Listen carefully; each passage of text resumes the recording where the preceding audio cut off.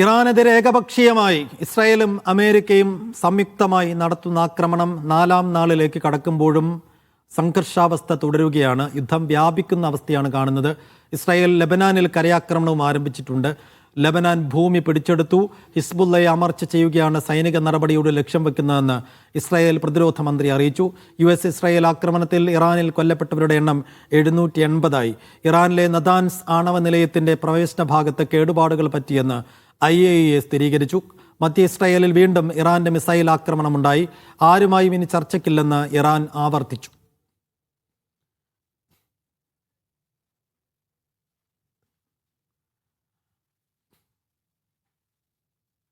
BK സുഹൈലും MCA നാസറും വിശദാംശങ്ങളുമായി.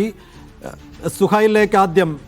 സുഹൈൽ, ഇന്നിപ്പോൾ ഈ ആക്രമണം തുടങ്ങിയതിന് ശേഷം 4ാം ദിവസമാണ്. മറ്റൊരു പകൽ കൂടി പിന്നിടുമ്പോൾ ഈ ആക്രമണത്തിന്റെ ഗതി, അതിന്റെ സ്വഭാവം, അതിലെന്തെങ്കിലും മാറ്റങ്ങളുണ്ടോ? ഏതെങ്കിലും തരത്തിലുള്ള ചർച്ചയ്ക്കോ സമാധാന നീക്കങ്ങൾക്കോ വഴിയൊരുങ്ങുന്ന മട്ടുണ്ടോ? ഇന്നിപ്പോൾ ഈ പകലിൽ എന്തൊക്കെയാണ് സംഭവിച്ചത് സുഹൈൽ? സൈഫുദ്ദീൻ, ഈ യുദ്ധം അതിൻ്റെ മൂർധന്യതയിലേക്ക് പോകുന്ന കാഴ്ചയാണ് 4ാം ദിവസം നമ്മൾ കാണുന്നത്. അതിലേറ്റവും പുതിയ വാർത്ത എന്ന് പറയുന്നത് ലബനാനിൽ ഒരു കരയാക്രമണം തുടങ്ങിയിരിക്കുകയാണ് ഇസ്രായേൽ സേന എന്നുള്ളതാണ്. ഇറാന്റെ കൂടെ തന്നെ മറ്റൊരു പ്രധാന യുദ്ധഭൂമിയായി ലബനാൻ മാറുന്നു. ഹിസ്ബുള്ള ഹാംനായുടെ വധത്തിന് ശേഷം നടന്ന ഒരു ആക്രമണം ഇസ്രായേലിന് നേരെ തൊടുത്തുവിട്ടതിന് ശേഷമാണ് വലിയ പ്രത്യാക്രമണവുമായി ഇസ്രായേൽ വരുന്നത്. ഇസ്രായേൽ ഈ ലബനാനിലെ പല പ്രദേശങ്ങളിലേക്കും കടന്നു കയറിയിരിക്കുന്നു. നമുക്ക് ഇപ്പോൾ അറിയാൻ കഴിയുന്നത് അവിടെയും മരണസംഖ്യ ഉയരുകയാണ് എന്നുള്ളതാണ്. ഇസ്രായേലി സേന നേരിട്ട് കരസേന അവിടേക്ക് കടക്കുന്നു എന്ന് പറയുമ്പോൾ വലിയൊരു യുദ്ധക്കളമായി മാറുകയാണ്. നമുക്ക് കൂട്ടപ്പലായനത്തിൻ്റെ ദൃശ്യങ്ങൾ ലബനാനിൽ നിന്ന് നമുക്ക് കണ്ടുകൊണ്ടിരിക്കുന്നു. അവിടെ നിരവധി പേർ, ഇന്നലെ തന്നെ 31 പേർ കൊല്ലപ്പെട്ടിരുന്നു. ഇന്ന് ആ മരണസംഖ്യ എത്രയായി എന്നറിയാൻ കുറച്ച് സമയം കൂടി നമ്മൾ കാത്തിരിക്കേണ്ടി വരും. അതോടൊപ്പം നമ്മൾ അറിയേണ്ടത് ഈ നിലവിലുള്ള ഈ ഹിസ്ബുള്ളയുടെ ആക്രമണത്തിന് ഒരു പ്രതിരോധം എന്ന നിലയ്ക്ക് അവിടെ ലബനാനിൽ ഹിസ്ബുള്ളയെ നിരോധിക്കും, അവരുടെ സൈനിക പ്രവർത്തനങ്ങൾ പൂർണ്ണമായും ഒഴിവാക്കും, അതിന് ഞങ്ങൾ അംഗീകരിക്കില്ല എന്ന് ലബനാൻ സർക്കാർ പറയുന്നുണ്ട്. നമുക്കറിയാം, ലബനാനിൽ ഒരു ഭാഗം ലബനാനിലെ സംയുക്ത സർക്കാരിൻ്റെയും മറുഭാഗത്ത് ഹിസ്ബുള്ളയുടെയും നിയന്ത്രണത്തിലാണ് എന്ന് നമുക്കറിയാം. ആ പൂർണ്ണമായും ഇനി ലബനാനിൽ ഒരിക്കലും ഹിസ്ബുള്ളയുടെ പ്രവർത്തനങ്ങൾ അംഗീകരിക്കില്ല എന്ന നിലപാടിലേക്ക് പോവുകയാണ്. മറ്റൊരു പ്രധാനപ്പെട്ട ഒരു കാര്യമെന്ന് പറയുന്നത് ഇസ്രായേലിലേക്ക് വീണ്ടും ഇറാന്റെ ആക്രമണം ഉണ്ടായിരിക്കുന്നു എന്നുള്ളതാണ്. ഈ ആക്രമണം പ്രതിരോധിക്കുവാനുള്ള ശ്രമങ്ങളെല്ലാം അവർ നടത്തിയെന്ന് പറയുമ്പോഴും വളരെ പ്രധാനപ്പെട്ട അറ്റാക്കുകൾ മാത്രമാണ് ഇസ്രായേലി മാധ്യമങ്ങൾ അവിടെ നടക്കുന്നത് റിപ്പോർട്ട് ചെയ്യാറുള്ളൂ. മറ്റുള്ളതൊന്നും റിപ്പോർട്ട് ചെയ്യരുത്, അത് അംഗീകരിക്കാൻ പാടില്ല എന്ന നിലപാടിലാണ് ഇസ്രായേലി സർക്കാർ ഉള്ളത്. പക്ഷേ ഇപ്പോൾ നടക്കുന്ന ആക്രമണത്തെ അവർ കാണുന്നു. ഈ എത്രത്തോളം കാഷ്വാലിറ്റീസ് ഉണ്ടായിട്ടുണ്ട് എന്നറിയണമെങ്കിൽ നമുക്ക് കുറച്ച് സമയം കൂടി കാത്തിരിക്കേണ്ടി വരും. ഏതായിരുന്നാലും ഇപ്പോൾ നമ്മൾ മനസ്സിലാക്കുന്നത് ഇനി ഒരിക്കലും ഒരു ചർച്ചയ്ക്കില്ല എന്ന് ഇറാന്റെ വിദേശകാര്യമന്ത്രി അറിയിക്കുകയാണ്.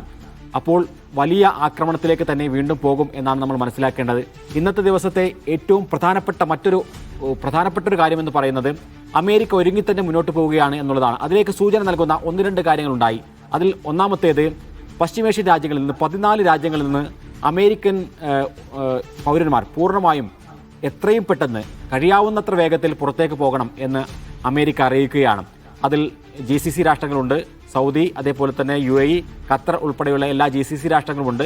ഇസ്രായേലിൽ നിന്നും അതേപോലെ തന്നെ ഈജിപ്തിൽ നിന്നും, അതായത് പശ്ചിമേഷ്യയിലെ പ്രധാനപ്പെട്ട രാജ്യങ്ങളിൽ നിന്നെല്ലാം എല്ലാ US പൗരന്മാരും വളരെ പെട്ടെന്ന് പുറത്തേക്ക് പോകണം, അവരുടെ സ്വന്തം രാജ്യത്തേക്ക് മടങ്ങണം എന്നറിയിക്കുകയാണ്. അതിൻ്റെ അർത്ഥം വരും ദിവസങ്ങളിൽ യുദ്ധം കനക്കും എന്ന് തന്നെയാണ്.